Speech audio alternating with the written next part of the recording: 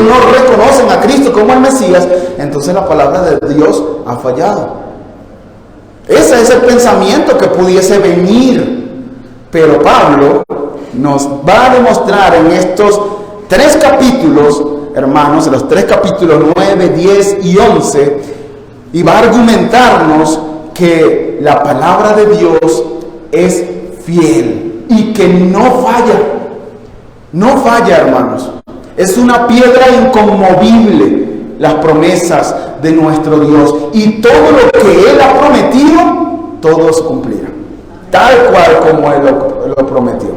Así que vayamos a nuestro primer encabezado. Y este es el tema principal, mis hermanos. El tema principal. La palabra de Dios no ha fallado. Miren el versículo 6, la parte A del versículo. Pero no es que la palabra de Dios haya fallado. Como vimos la semana pasada, hermanos, Israel era el pueblo del pacto en el Antiguo Testamento. Era el pueblo al que Dios había prometido la salvación por medio del Mesías. ¿Y ese Mesías de dónde vino? Del mismo Israel, era judío. Cristo era judío, de la descendencia de Israel. Entonces, la pregunta que surge es: ¿cómo podemos explicar que ese Mesías prometido por muchos miles de años, prometido, vino y los judíos lo hayan rechazado? ¿Cómo nosotros podemos explicar eso? ¿Será que Dios no pudo cumplir la promesa que le hizo a Israel? Porque esa fue una promesa que Dios hizo a Israel. Hermanos, como decíamos la semana pasada, si Dios falla una sola de sus promesas, no nos garantiza a nosotros que no fallará el resto de las promesas. Pablo acaba de decir en el versículo 8, en el capítulo 8, que nada ni nadie nos podrá separar del amor de Dios en Cristo Jesús, Señor nuestro. Entonces, si Dios no cumplió la promesa a Israel, ¿cómo nosotros, su iglesia, podemos estar convencidos, estar persuadidos, estar seguros de que nada ni nadie nos separará del amor de Dios, que es en Cristo Jesús? ¿Podemos los cristianos, hermanos, confiar en la fidelidad de Dios a su palabra? Eso es lo que Pablo va a responder en estos 3 capítulos, y responde con un rotundo sí. Sí podemos confiar en la promesa de Dios, porque la promesa de Dios no ha fallado. ¿Y saben cuál es el argumento de Pablo para decir que esa promesa que Dios le hizo a Israel sigue en pie firme? Vayamos a nuestro segundo encabezado. Este es el argumento de Pablo. Segundo encabezado dice: la palabra de Dios no ha fallado, porque no todo Israel es Israel. Y aquí entramos, apenas vamos a rozar un poquito, va a ser una introducción de lo que veremos en el capítulo 11. Pablo va a demostrar que ya no hay, como creen algunos, que estamos en un tiempo donde Dios hizo un paréntesis con el pueblo de Israel, y que ese paréntesis es la iglesia. Eso es lo que creen el dispensacionalismo. Nosotros como iglesia no somos dispensacionalistas, así que nosotros creemos que Israel y la iglesia ahora es un solo pueblo, como el apóstol Pablo nos va a enseñar el día de hoy, y nos va a enseñar a más profundidad en el capítulo 11 de la carta. Así que lo primero que tenemos que ver y entender, hermanos, es que lo que Pablo dice aquí: no todos los israelitas, no todos los descendientes físicos de Abraham forman parte del verdadero Israel. No forman parte del verdadero Israel al que fueron hechas esas promesas. El argumento de Pablo aquí es ese. Miren el versículo 6 nuevamente. Pero no es que la palabra de Dios haya fallado. No es eso. La cuestión es, dice Pablo, que no todos los descendientes de Israel son Israel.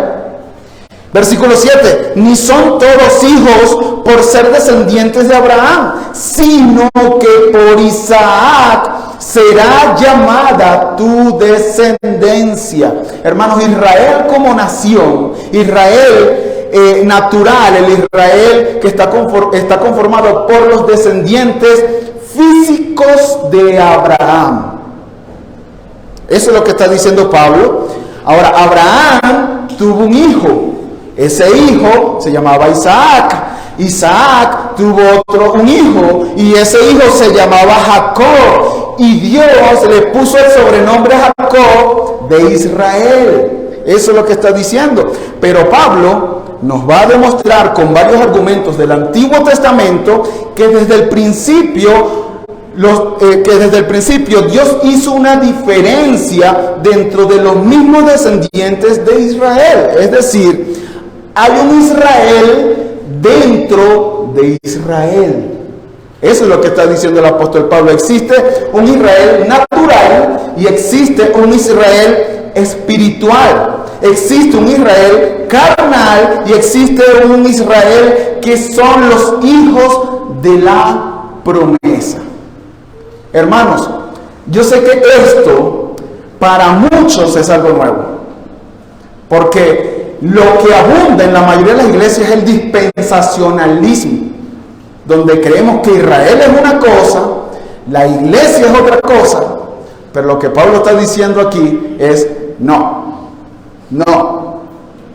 Hay un Israel, sí, el pueblo de Israel, el antiguo pacto, sí, pero también dentro de ese Israel hay un Israel, el verdadero Israel, como vamos a ver más adelante. Como dice el pastor Sugel Michelén, dice: al Israel terrenal pertenecen todos aquellos que tienen el ADN de Abraham, pero al Israel espiritual pertenecen todos aquellos que tienen el ADN de Dios.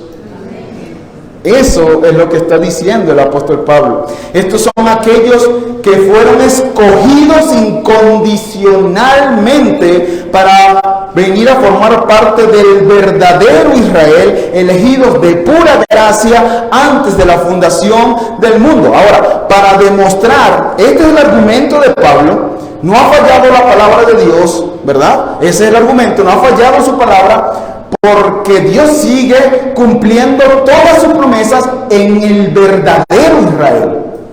El verdadero Israel. Y para explicarnos aún más, nos trae dos ejemplos del Antiguo Testamento. El primero de ellos es Ismael, hijo de la carne, es el hijo de la carne. Isaac es el hijo de la promesa.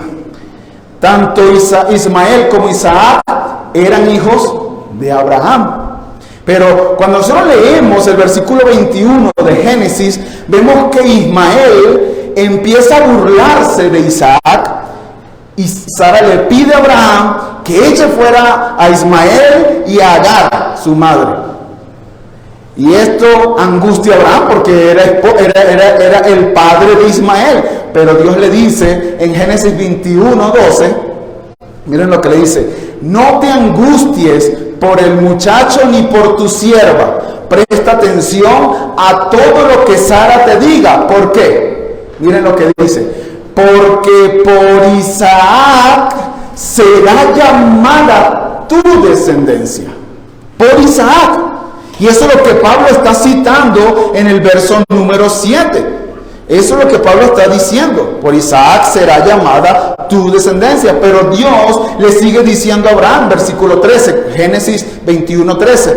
Y también del hijo de la sierva haré una nación por ser tu descendiente. O sea, haré una nación, pero la descendencia vendrá por Isaac, no por Ismael. Eso es lo que está diciendo el apóstol Pablo. Dios va a cuidar a Ismael por ser hijo de Abraham, pero la promesa del pacto será cumplida en Isaac, no en Ismael. Y eso es asombroso, hermanos.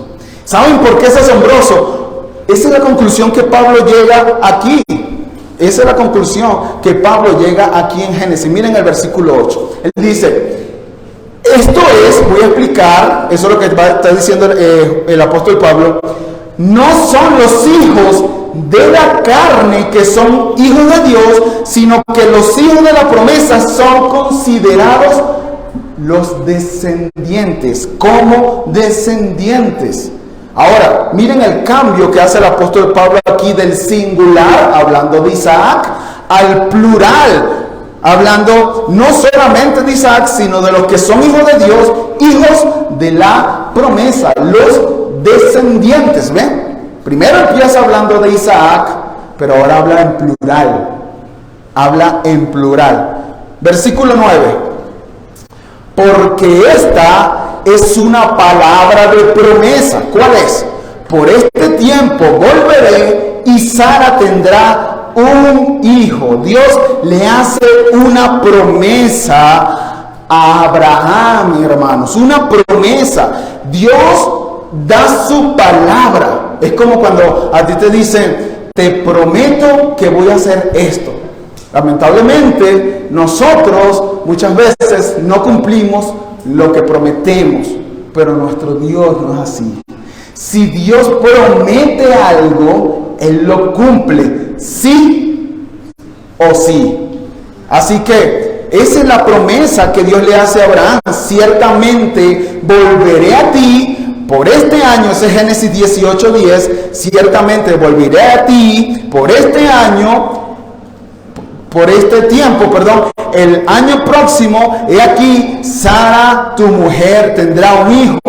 Dios se lo promete, hermanos. Lamentablemente, hermanos, nosotros muchas veces leemos la Escritura y pareciera que estuviésemos leyendo las crónicas de Narnia.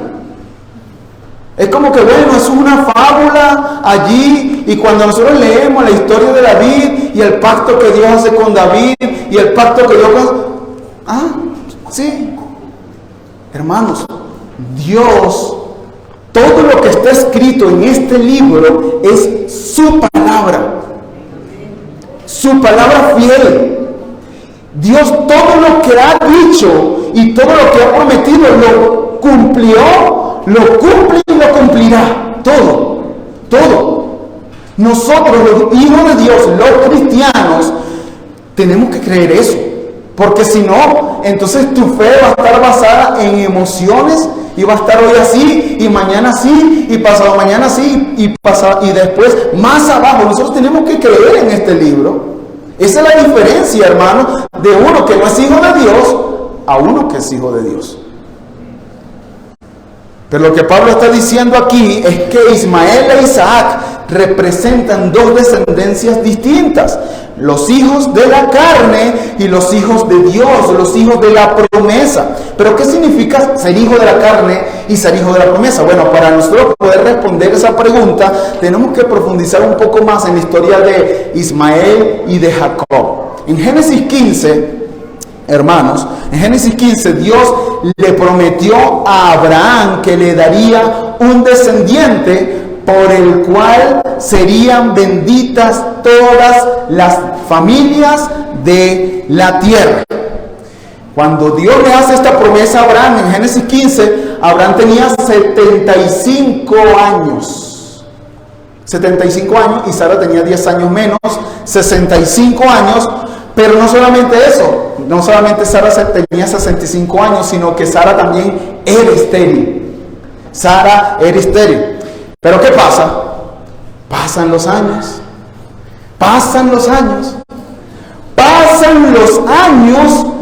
y Sara dice, ¿y dónde está la promesa del Señor? Y dice, se le ocurre una grandiosa idea. Yo voy a ayudar al Señor a cumplir su promesa. Abraham, por favor, acuéstate con la sierva Agar para que tengamos de ahí, venga la descendencia de Dios. Así que Abraham se acuesta con la egipcia, y la egipcia, la sierva de Sara, y nace Ismael.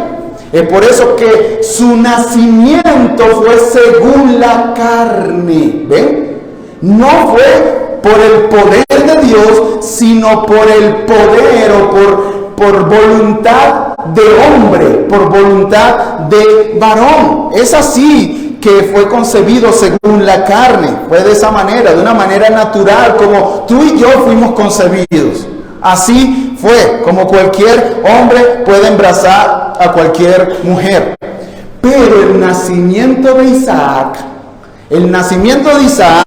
fue diferente. Abraham tenía ya 100 años, hermanos, y Sara tenía 90 años cuando quedó embarazada de Isaac. Hermanos, de verdad, imaginemos eso ahorita. ¿Aquí quién tiene 100 años? Nadie. Para empezar, bueno, a esa edad, Abraham embarazó a Sara. Eso es algo loco. Como una vez escuché, cuando iban a dar a luz, poniéndolo en nuestro contexto, llegaron al hospital y decían, ustedes son los abuelos. No, ella es la mamá y yo soy el papá. O sea, de verdad, hermano, es algo sobrenatural.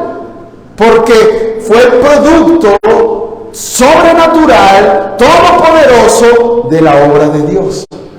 ¿Ven? Esa es la diferencia. Por eso el nacimiento de Isaac de Ismael fue conforme a la carne, pero el de Isaac fue conforme a la promesa de Dios. Dios lo había prometido. ¿Y saben qué? Dios lo cumplió.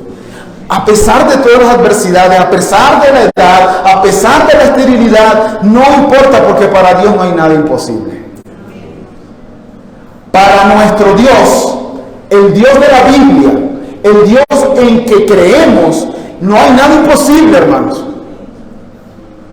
Bueno, versículo 9, porque esta es una palabra de promesa. Por este tiempo volveré, yo volveré, dice Dios, y Sara tendrá un hijo. Yo volveré. Tenemos que aclarar algo aquí. Y es muy importante, mis hermanos. Isaac es hijo de la promesa, no solo por el hecho de haber sido el hijo prometido.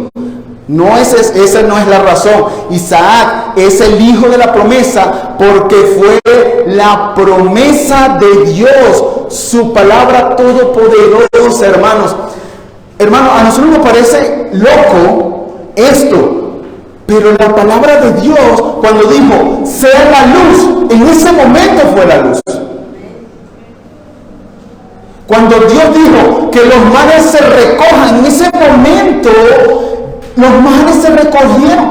Todo obedece a la palabra de Dios. ¿Saben qué? Esa palabra es la misma palabra que nosotros tenemos, con el mismo poder que nosotros tenemos.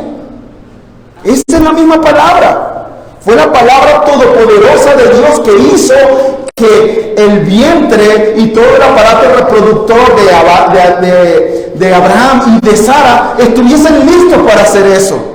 Y que la esterilidad de Sara no fuese estéril. Es la palabra de Dios la que hace eso, aún teniendo 90 y 100 años, y salieran embarazadas. ¿Saben por qué? Porque Dios lo prometió.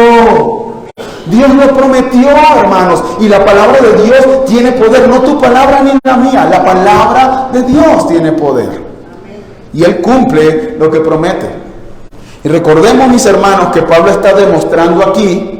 El argumento de Pablo es, no todos los hijos de Israel son Israel. No olvidemos eso. Y su argumento es que tanto Ismael, como Isaac, eran descendientes de Abraham, pero Isaac fue el producto de la voluntad de Dios, mientras que Ismael fue el producto de la voluntad humana. ¿Ok? Eso es lo que está allí. ¿Saben qué es lo glorioso, hermanos? Lo glorioso aquí es que podemos decir que del resto de la descendencia espiritual de Abraham pasa lo mismo. Con el resto de la descendencia espiritual de Abraham pasa lo mismo. Sean gentiles o sean judíos, nadie se hace hijo de Dios por voluntad humana. Nadie. nadie, sino que todos aquellos que somos hijos de Dios, estamos en Cristo porque Dios ya lo prometió. Dios ya lo dijo. Dios ya escogió. Por eso, mis hermanos, es que somos. Miren lo que dice Juan 1:11. Juan 1:11. Dice, a lo suyo vino y los suyos, ese es el Israel físico, no le recibieron. No le recibieron. Israel lo rechazó, ya lo vimos la semana pasada. Pero glorioso, a todos los que le recibieron, es decir, el Israel espiritual, a todos los que le recibieron, les dio el derecho de llegar a ser hijos de Dios. Es decir, voy a explicar, Pablo, a los que creen en su nombre. A los que creen en su nombre. Pero miren el versículo 13. Esto que Dios les dio el derecho de llegar a ser hijos de Dios, a los que sí le recibieron, a los que creen en su nombre, no nacieron de sangre, no ni de voluntad de carne, ni de voluntad de hombre, sino de ¿quién? De Dios. De Dios. El Israel espiritual no nace de voluntad de carne, nace por la voluntad de Dios. Eso es lo que está hablando el apóstol Pablo. El nacimiento de Isaac es una muestra de cómo Dios engendra a todos sus hijos. A todos sus hijos. Todos sus hijos son traídos de la muerte a la vida por el poder regenerador del Espíritu Santo, porque Dios en la eternidad los eligió para que fuesen suyos. Como Dios los eligió, el Espíritu Santo en algún momento va a hacer la obra de regeneración que Él hace en el corazón. Miren lo que dice Juan capítulo 3. 3:3 dice, en verdad, Jesús les respondió y les dijo, en verdad te digo que el que no nace de nuevo no puede ver el reino de Dios. La mejor traducción sería, de verdad, en verdad te digo que si no te hacen nacer de arriba, ¿ven?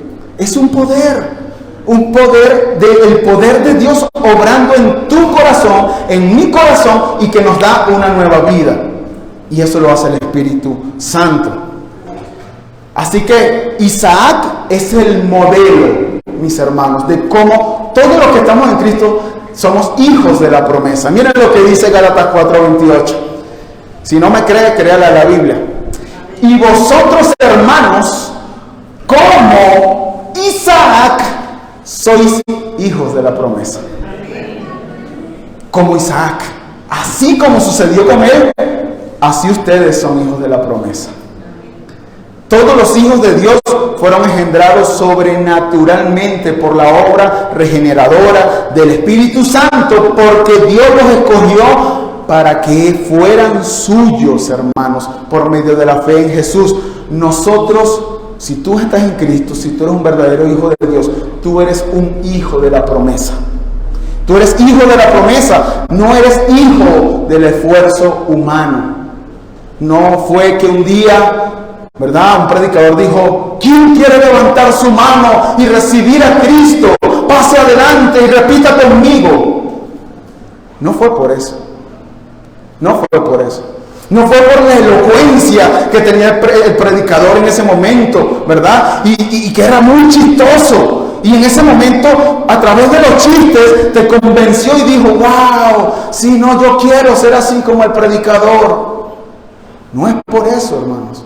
No es por eso.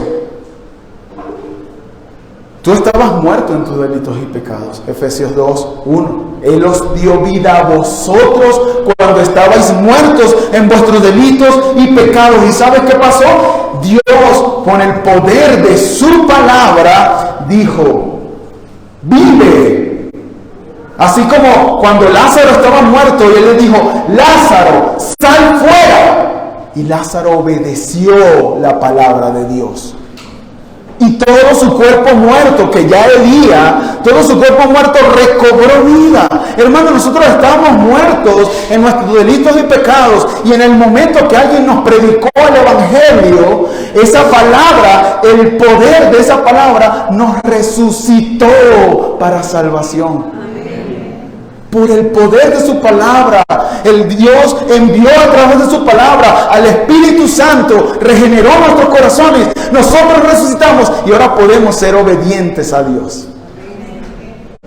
Si no hay regeneración, nadie puede ser un hijo de Dios, porque no es por voluntad de hombre, sino por la voluntad de Dios. Eso es lo que dice Romanos 9:8. No son los hijos de la carne los que son hijos de Dios, sino que los hijos de la promesa son considerados como descendientes. Hermano, piensa en esto. Si la elección, como creen algunos, se basara en la fe que tú y yo tendríamos en el futuro, ¿verdad? Eso sería conforme a las obras. Porque ¿qué movió a Dios a elegirte? Algo que tú hiciste o algo que tú harías. Entonces eso sería, conforme al esfuerzo humano, seríamos hijos de la carne, y acabamos de leer que los hijos de la carne no son los hijos de Dios. Es lógica, ¿no? Es lógica. Sino que los hijos de la promesa son considerados como descendientes. Dios nos eligió, hermanos, Dios no nos eligió porque un día creeríamos en Él. Nosotros un día creímos en Él porque Él nos eligió. ¿Ven? Es distinto. Dios no nos eligió porque un día creeríamos en Él. Es al revés. Nosotros un día creemos en Él porque Él nos eligió. Ese es el orden. Cristo enseña lo mismo en un contexto de pastor y oveja. Miren lo que dice en Juan 10:14. Dice: yo soy el buen pastor y conozco a mis ovejas y las mías me conocen. Miren el versículo 16, hermano. Dice: tengo ahorita, en presente. O sea, Cristo lo dijo hace más de 2000 años. Pero Él dice: tengo ahora otras ovejas que no son de este redil. Y está hablando, ¿saben de quién? De ti, de mí, de los gentiles. Está hablando. A esas también me es necesario traerlas. ¿Y saben qué? Oirán mi voz y serán dos rebaños. El pueblo de Israel y la iglesia. Un solo rebaño. Un solo rebaño. Y miren lo que dice el versículo 26. Hablando de los fariseos. Pero vosotros no creéis. ¿Saben por qué no creen? Porque no sois mis ovejas. Mi pregunta para ti es: ¿nosotros somos ovejas de Jesús porque cuando escuchamos el Evangelio creímos en Él? ¿O nosotros creímos en Él cuando escuchamos el Evangelio porque éramos ovejas de Él? ¿Ven? Porque éramos ovejas de Él, nosotros creímos en el Evangelio. Entonces la fe, hermanos, no tiene nada que ver con esto. La fe no tiene nada que ver con esto. Miren el versículo 26, otra vez. Pero vosotros no creéis porque no sois de mis ovejas. Mis ovejas oyen mi voz y yo las conozco y me siguen. Y yo les doy vida eterna y jamás perecerán. Nadie las arrebatará de la mano de mi Padre. Mi Padre que me las dio. Mi Padre me las dio a mí. Eran de mi Padre ya, y Él me las dio a mí. Él es mayor que todos y nadie las puede arrebatar de las manos de mi Padre. El Padre, hermanos, le dio a Cristo su posesión. Estas ovejas eran posesión del Padre y el Padre se las dio a Cristo para que Cristo las salvara. Y cuando escucharan la voz del gran pastor, del pastor de los pastores, esas ovejas que iban a hacer, iban a escuchar su voz. Yo no sé si usted ha visto, y esto no estaba aquí, pero yo no sé si usted ha visto por ahí un video, si se pone en YouTube, ovejas que reconocen la voz del pastor. Y hay muchas personas gritándole a la oveja, le gritan. ¿Y las ovejas? Pero el pastor nada más le dice algo y las ovejas de una vez voltean. Los verdaderos hijos de Dios, cuando el pastor habla, escuchan. Porque son ovejas y creen.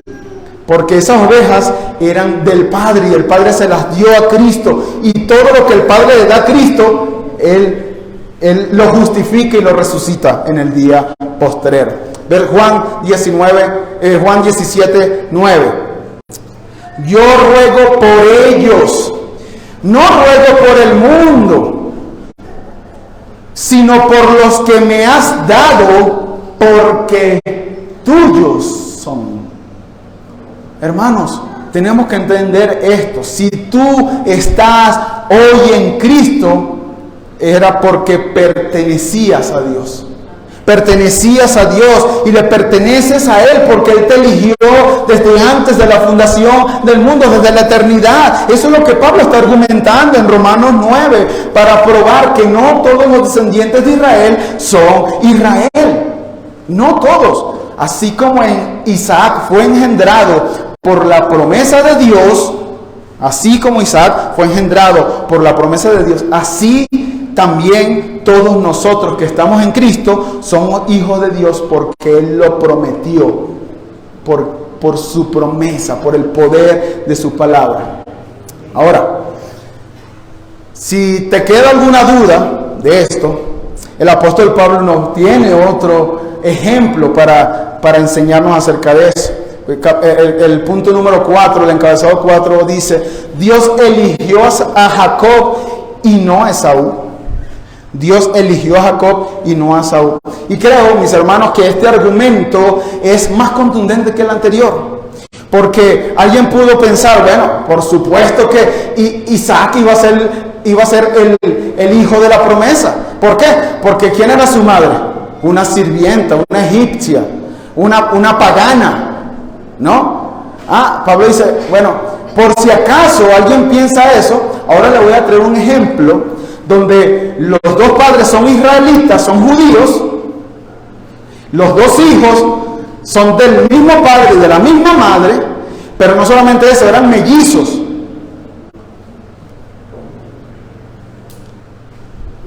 Así que el ejemplo de Jacob y Esaú demuestra que la elección no tiene nada que ver con la raza, sino con la gracia. Hermanos, lo vuelvo a repetir. El ejemplo de Isaac y de Esaú nos demuestran que la elección de Dios no tiene que ver nada con la raza. No es porque sean israelitas, no, sino con la gracia de Dios. La elección de Dios tiene que ver todo con la gracia de Dios. Miren el versículo 10. Y no solo esto, el ejemplo de Ismael e Isaac, no solo esto, sino que también Rebeca, ¿saben quién es Rebeca, verdad? La esposa de Isaac. Rebeca, cuando concibió mellizos de uno, nuestro padre Isaac, y ahora Pablo estaba escribiendo y dice, voy a hacer un comentario de esto, y hace un paréntesis, dice, porque cuando aún los mellizos no habían nacido, ni habían hecho nada, ni bueno ni malo, para que el propósito de Dios conforme a su elección permaneciera, no por las obras, sino por aquel que llama. Ahora cierro el paréntesis, dice Pablo, se le dijo a ella, el mayor servirá al menor, tal como está escrito, a Jacob amé, pero a Esaú aborrecí.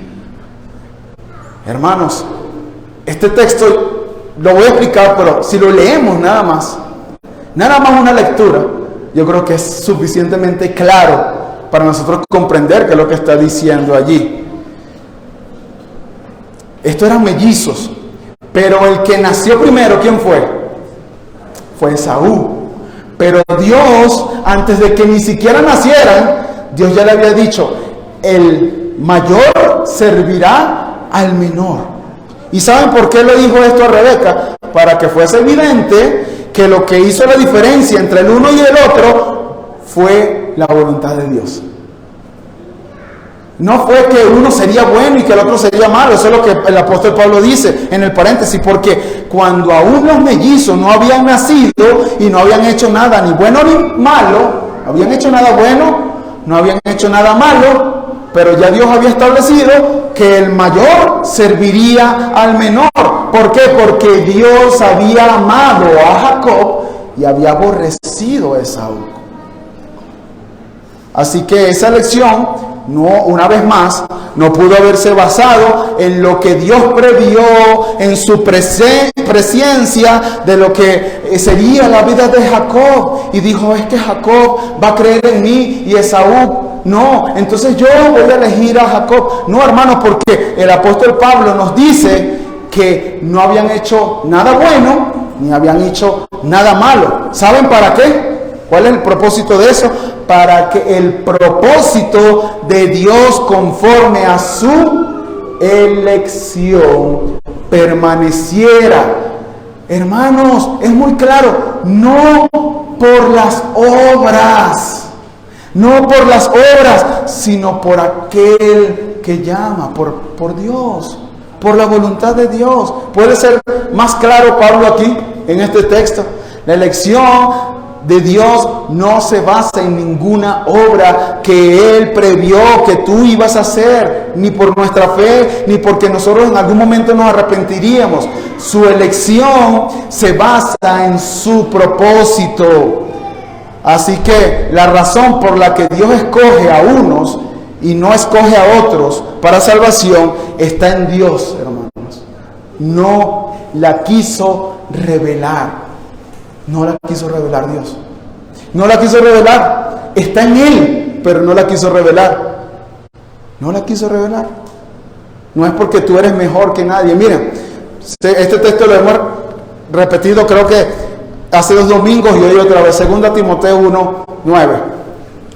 Dice, quien nos ha salvado, escuchen hermano y prestemos atención a lo que estamos leyendo, y nos ha llamado con un llamamiento santo, no según nuestras obras, sino según su propósito y según su gracia que nos fue dada en Cristo cuando tú creíste. Desde la eternidad. Desde la eternidad. En la eternidad Dios dijo, Ricardo, Jesús, Daniel, van a ser míos. Son el objeto de mi amor y yo les voy a dar mi gracia en Cristo. Ahorita lo cantamos, hermanos, y Uziel lo repitió y yo lo iba a repetir porque ya sabía que venía ese canto. ¿Por qué me da de su favor? El por qué. No puedo contestarlo. No lo sabemos. No lo sabemos. Dios no lo quiso revelar. Y qué bueno que nos lo reveló, hermano. Porque imagínense nosotros. Es que este fue el propósito por el cual Dios eligió a uno y el otro no. Hay un propósito, pero Dios no lo quiso revelar. Dios no lo quiso revelar. No lo sabemos. Pero lo que sí quiso revelar Dios claramente en su palabra es el propósito. Él no quiso revelar el por qué, pero sí reveló el para qué. ¿Ven? Sí lo reveló. Efesios 1:11 dice, también hemos obtenido herencia, habiendo sido predestinados según el propósito de aquel que obra todas las cosas conforme al consejo, conforme al beneplácito de su voluntad. A fin, aquí viene el propósito, de que nosotros que fuimos los primeros en esperar en Cristo, seamos para la alabanza de su gloria. Hermanos, Dios nos eligió a unos para salvación, para su gloria. Todas las cosas Él hace para su gloria. Todas. Los cielos muestran, cantan, revelan la gloria de Dios. La creación entera fue creada para la gloria de Dios. La elección fue hecha para la gloria de Dios. Ese es el para qué. El por qué no lo sabemos. El para qué está muy claro. Eso está muy claro. ¿Cómo termina Pablo esta sección? porque de Él, por Él y para Él son todas las cosas. A Él sea la gloria por los siglos de los siglos. Amén. A Él sea la gloria para siempre. Amén. Y por si queda alguna duda, el apóstol Pablo, termina aquí citando Malaquías. Malaquías. Miren lo que dice el versículo 13, dice, tal como está escrito. ¿Escrito en dónde? En Malaquías. A Jacob amé, pero a Esaú aborrecí. Y ahora sí que nos estamos metiendo en el núcleo del humanismo, porque el humanismo dice, pobrecito Esaú, ¿cómo es posible que Dios ame a uno y aborrezca al otro? El humanismo, hermanos, está impregnado, está lleno, la actualidad está llena del humanismo. El humanismo lo que hace es poner al hombre en el centro de todas las cosas. Iglesias humanistas son esas iglesias donde bajan las luces, donde hay aire acondicionado. Aquí tenemos ventilador por lo menos, pero hay aire acondicionados, bajan las luces, y cuando juegan con los sentimientos de la persona, el piano suave, suave. Las butacas son como de cine VIP, ¿no? Y se reclinan casi. Si se quedan dormidos ahorita con esa silla, todo el mundo, nadie escuchará la predicación. Entonces, hermanos, el humanismo, los cultos humanistas, las iglesias humanistas, el centro es el hombre. Y todo lo hacen para que el hombre se sienta bien. No hablamos de pecado, porque ¿qué va a pasar? Se van las personas. ¿Y qué va a pasar si se van las personas? Se van los diezmos, que ya aprendimos, ¿verdad? Que no son diezmos, son ofrendas. Entonces, y así el centro de todo es Dios. Pero nosotros no somos humanistas, hermanos. Nosotros somos cristocéntricos. Cristo es el centro de todo para nosotros. Él es el que se lleva la gloria. Y si yo le digo a usted que está pecando contra Dios y usted se quiere ir, hermano, de verdad, lo lamento mucho. Ahí está la puerta abierta, váyase. Pero aquí, el que va a ser glorificado es el Señor. Es Dios. Dios.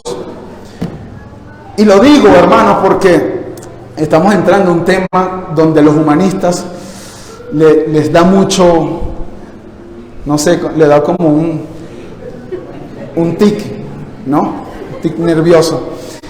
Tú puedes estar preguntando, ¿qué significa que Dios amó a Jacob y aborreció a Esaú? Tenemos que ir al griego, hermano. ¿Saben qué significa en el griego? Que Dios amó a Jacob y que aborreció a Esaú. Eso es lo que significa. Amó a uno y al otro no lo amó. Punto.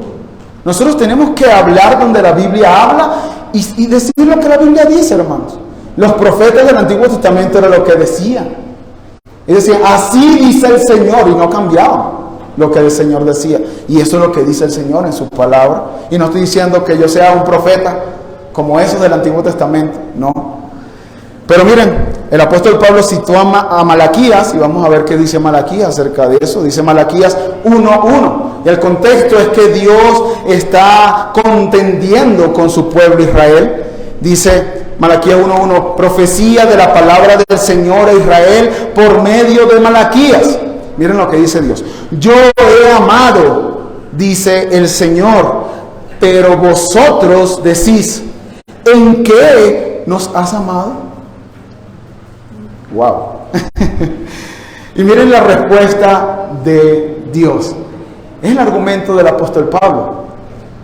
¿Cuál es la respuesta de Dios? No era Esaú hermano de Jacob, declara el Señor. Hermanos, ese es el mismo argumento.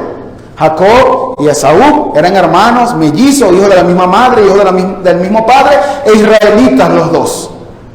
Sin embargo, versículo 2 al final, yo amé a Jacob y aborrecí a Esaú, e hice de sus montes, como aborrecí a Esaú, hice de sus montes desolación y di su heredad a los chacales del desierto. Hermanos, hay muchas personas que quieren suavizar esto. No, es que resulta que es que Dios no quiere decir que aborreció a Esaú y lo que está diciendo es que lo ama menos. Hermanos, Dios no tiene tintes medios. O ama o no ama. O ama o aborrece. Pero no es que medio ama. Dios no hace eso. Él amó a Jacob y aborreció a Esaú. Eso es lo que está diciendo. Eso es lo que está diciendo. Sigamos, Malaquías 1:4 dice, aunque Edom dice, hemos sido destruidos, miren lo que dice Edom, pero volveremos y edificaremos las ruinas.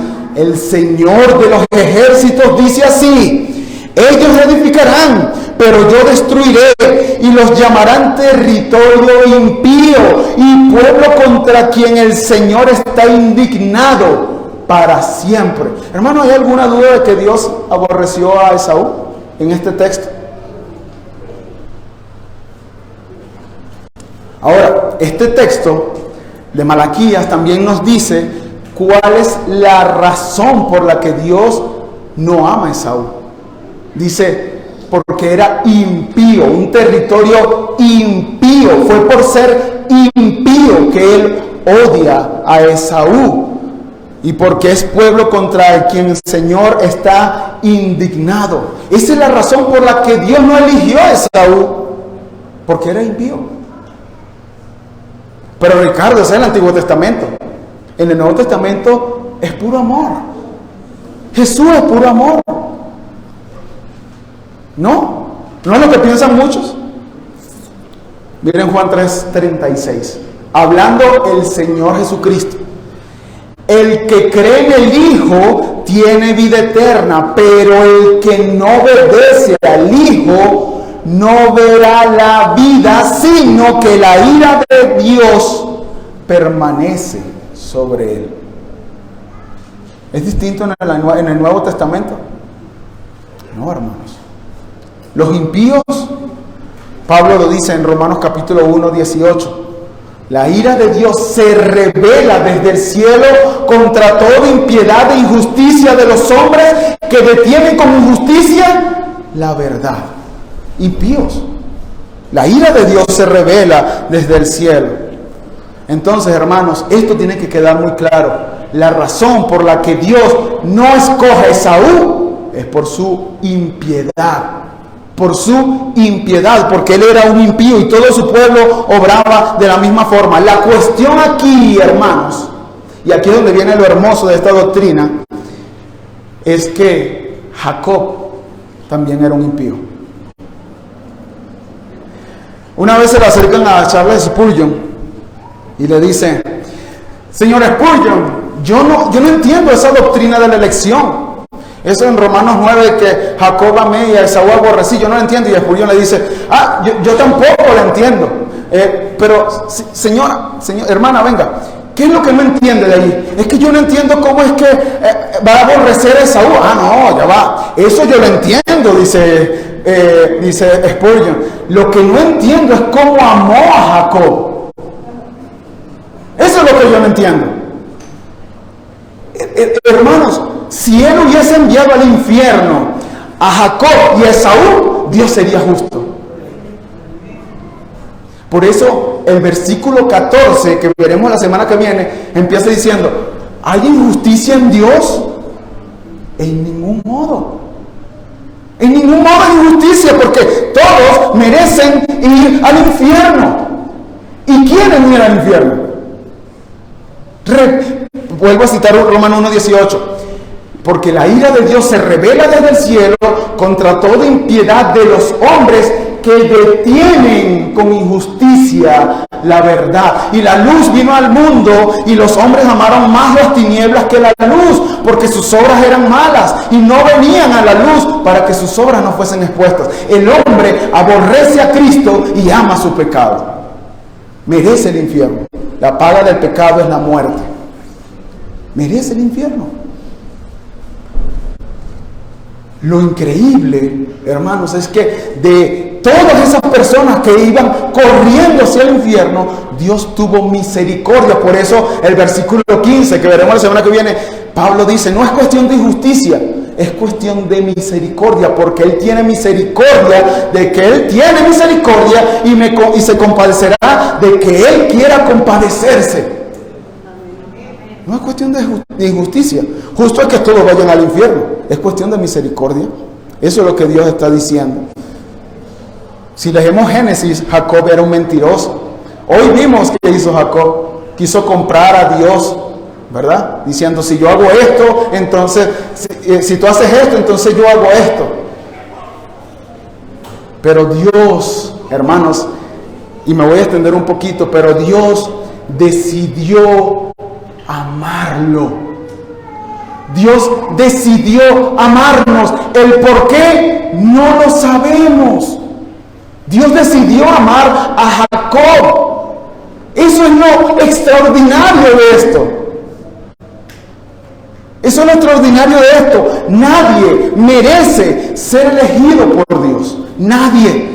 Pero por el puro afecto de su voluntad, como dice la Reina y Valera en Efesios capítulo 1, por el puro afecto de su voluntad, Él decidió amar a Jacob. Y si tú estás en Cristo, por el puro afecto de su voluntad, Él te decidió desde antes de la fundación del mundo amar.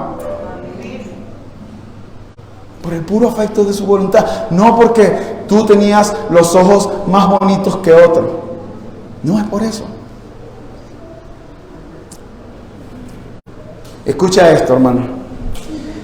Los impíos son responsables completamente de su condenación. Los impíos son completamente responsables de su condenación, pero Dios es completamente responsable de nuestra salvación. Él en su bondad, en su misericordia, decidió, hermanos, decidió soberanamente amarnos en la eternidad y en el tiempo que Él predestinó, decidió obrar en nuestros corazones por el poder de su Espíritu Santo, abriendo nuestros oídos para que en algún momento alguien se nos acercara a predicarnos el Evangelio, y entonces a través del poder de su palabra regeneró nuestros corazones para nosotros poder escuchar ese Evangelio que estábamos sordos, y abrió nuestros ojos espirituales para que nosotros pudiésemos saber que somos pecadores y entonces entender que lo único que necesitamos para poder ser salvos es Cristo. Él lo hizo. Él lo hizo. Solamente Él lo hizo, hermano.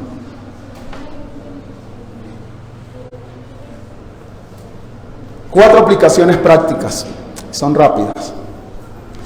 La primera, hermanos, tenemos que ser humildes. Tenemos que ser humildes y hablemos donde la Biblia habla y callemos donde la Biblia calla. Hermanos, tenemos que ser humildes.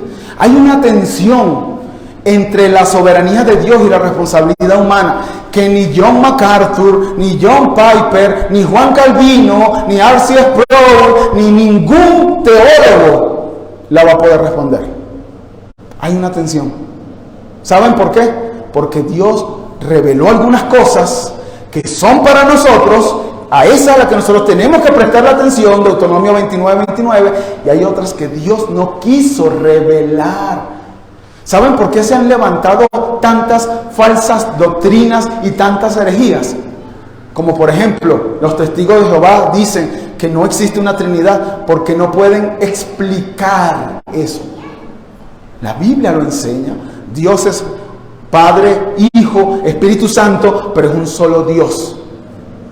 Amén. Así lo dice la Biblia. Amén. Punto. Como dice, creo que es Sujel Michelén, si la Biblia dijera que Jonás se tragó la ballena, yo creo en eso también. Yo lo creo. Porque es Dios, es su palabra. Entonces, seamos humildes para reconocer que no tenemos la mente de Dios, nuestra mente es finita. En segundo lugar, y esto es lo más precioso, hermanos, al conocer, al estudiar, al profundizar en la doctrina de la elección incondicional, eso debería producir en nosotros gratitud, hermanos. ¿Por qué gratitud? Porque ¿qué hiciste tú para ser elegido? ¿Qué aportaste tú? El pecado aportaste. Y el pecado merece la muerte. Debemos ser agradecidos, hermanos. Deberíamos estar gozosos. Si tú eres un hijo de Dios, deberías estar agradecido y gozoso porque Dios te eligió desde antes de la fundación del mundo para salvación. Pero no debemos ser arrogantes. Y hay muchas personas que creen esta doctrina y dicen, yo sí soy elegido, y a las personas que están allá que no creen no son elegidos, se van al infierno mientras que yo me voy al cielo. No, estás dando evidencia de que no eres un elegido. No debe llevarnos a la arrogancia, a la altivez, debe llevarnos a la humildad, reconociendo que no hicimos nada, que fue su gracia. Y deberíamos caer postrados en adoración, hermanos, por lo que Él hizo. Hermanos, piensen esto.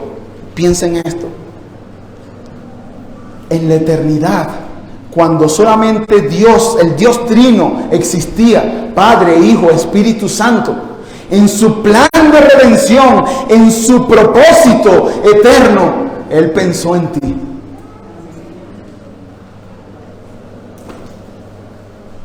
Él pensó en ti. Internaliza eso, hermano. Internaliza eso. En la eternidad, el Dios soberano del universo pensó en ti. Si eres un hijo de Dios. Y hizo y creó todo, predestinó todo para que todo se diera y llegara el momento de tu salvación y llegara el momento de tu conversión, el momento de tu justificación y va a llegar el momento de tu glorificación también. Porque Él lo prometió. En tercer lugar, esta doctrina no elimina la necesidad de la predicación del Evangelio. Muchos piensan, y los hipercalvinistas, como se le llama, dicen que ¿para qué vamos a predicar si ya Dios los eligió a todos?